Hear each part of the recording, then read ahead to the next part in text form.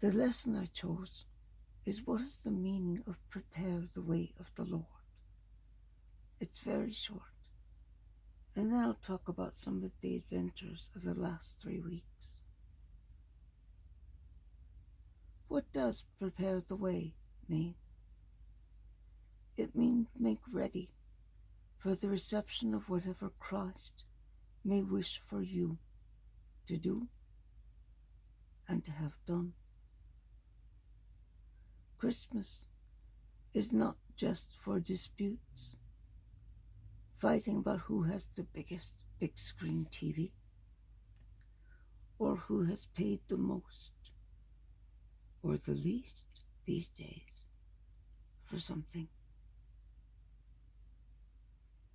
In 2022,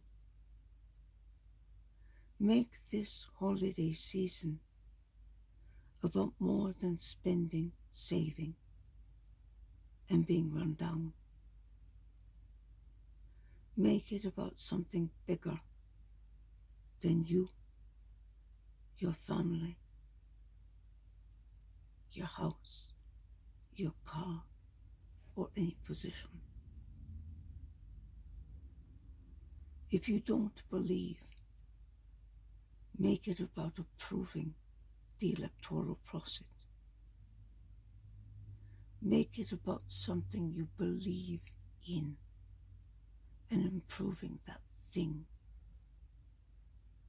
If you live up here in the frozen north, make it about improving the services your church provides within the community for the elderly and disabled. You will be appalled to find out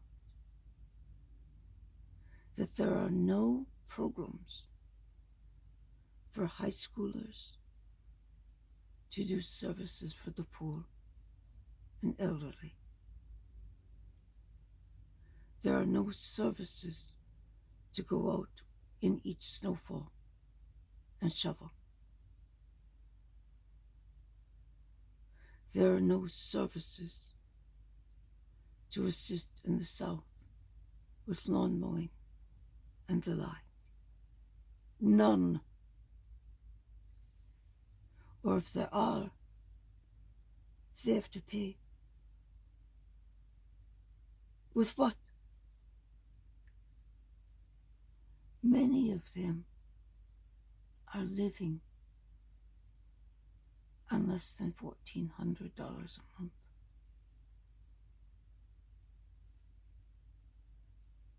Go to your local elementary, middle, junior, high school.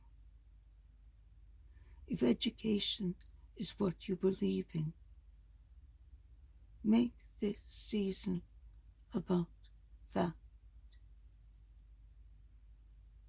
See what they learn about the First, Second, Korean, and Vietnam Wars. You'll be surprised to know that most learn nothing about the First World War at all. It is embarrassing.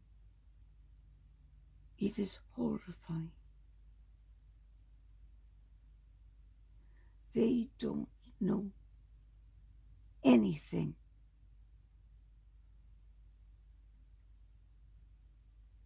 about the world. When I said to a nurse in hospital about the great stars of our time, my time, which is, 20 years of her time too, dying off now. I said, I fear that the next one to go will be Sean Connery. She said, who is that? I gaped at her.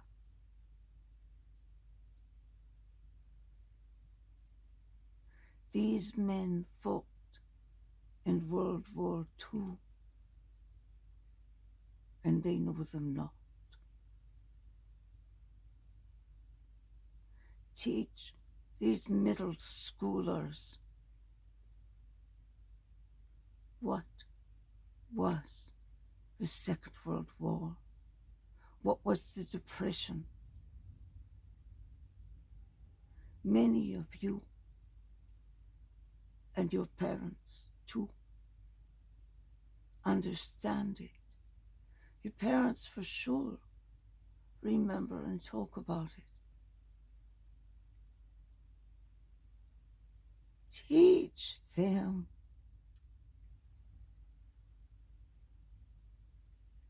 How could they not know?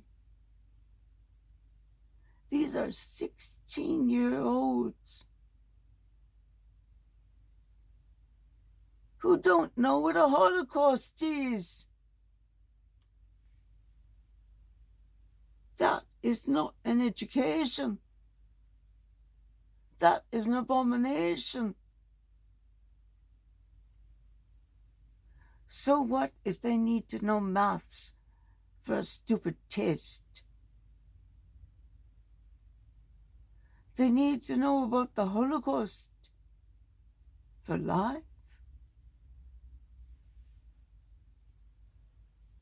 They need to know more about Hitler than he had a funny mustache.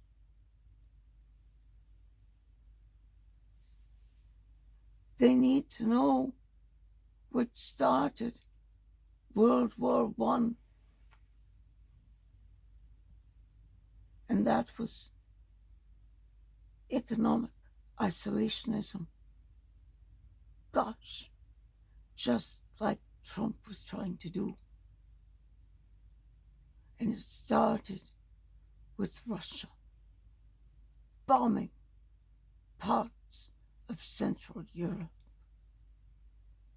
Gosh, doesn't that sound familiar? Never thought of it that way.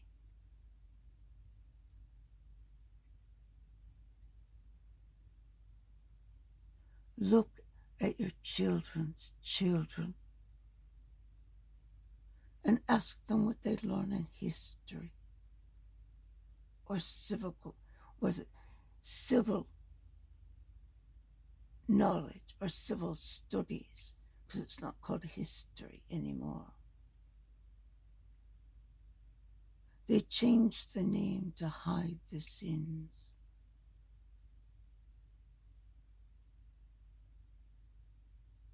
Look around you.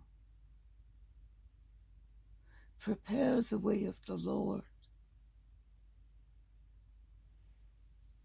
by teaching.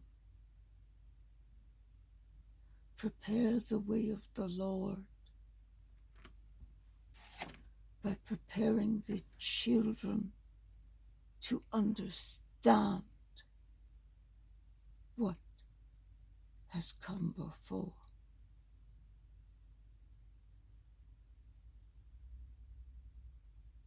Prepare the way of the Lord by going en masse as a group, as a whole people, to say to your school board, this is not enough. Start teaching about history, real history.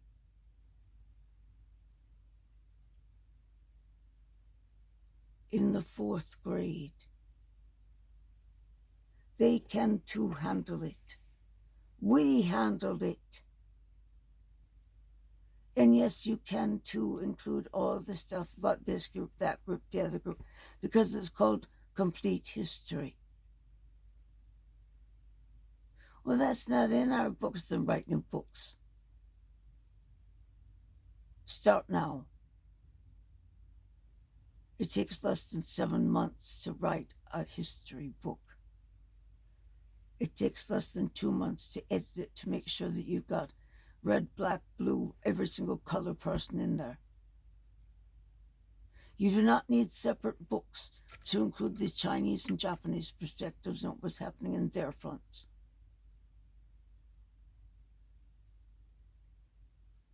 Do it.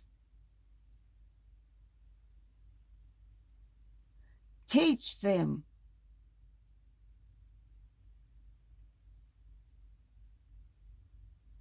I was a public school student. I have 18 college degrees, though we do seem to keep finding more. All the same, there is no reason at all, that a fourth grader, a 10-year-old,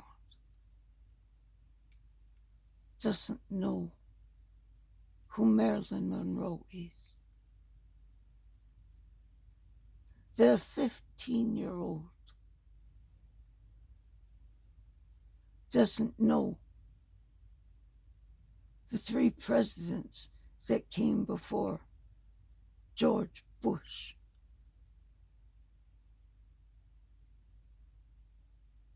Granted, I had a very unusual childhood, but I can name them all the way back to Roosevelt. Yes, the first one.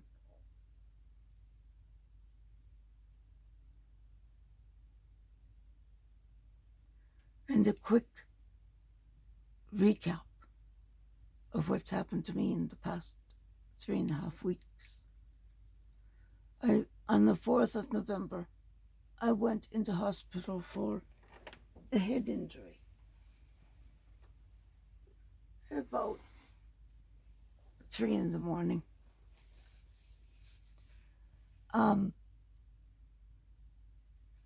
Somehow,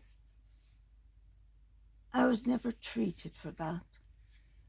But by 2 in the afternoon, I was finally being treated for the kidney infection they had found 3 weeks previous. And by 6 p.m., I was starting down the course that destroyed my vocal cords. Then they admitted me. I had no vocal cords by 2 a.m. due to their refusal to follow my instructions. The doctor who I was fighting with was not even there. He was on the phone, and I knew him. And I'm yelling, "Jonah, give the shot." He refused. All I wanted was Cowboy's Cure. 1 15-milligram shot of Demerol or codeine. Not codeine, excuse me, morphine, because that would stop the vomiting.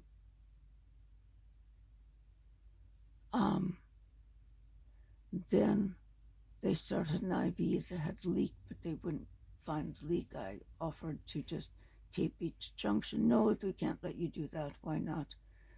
Just we can't. You're a patient. Makes sense.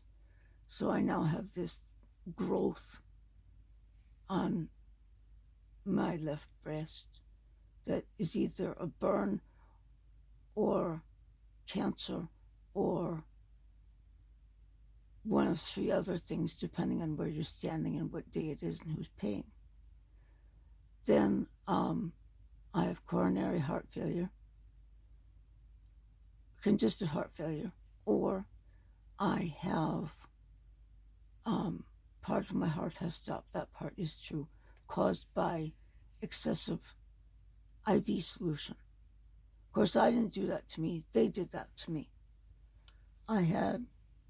I was readmitted back into the hospital with all these things that they caused, but they still tell me I caused them. Talk to you tomorrow.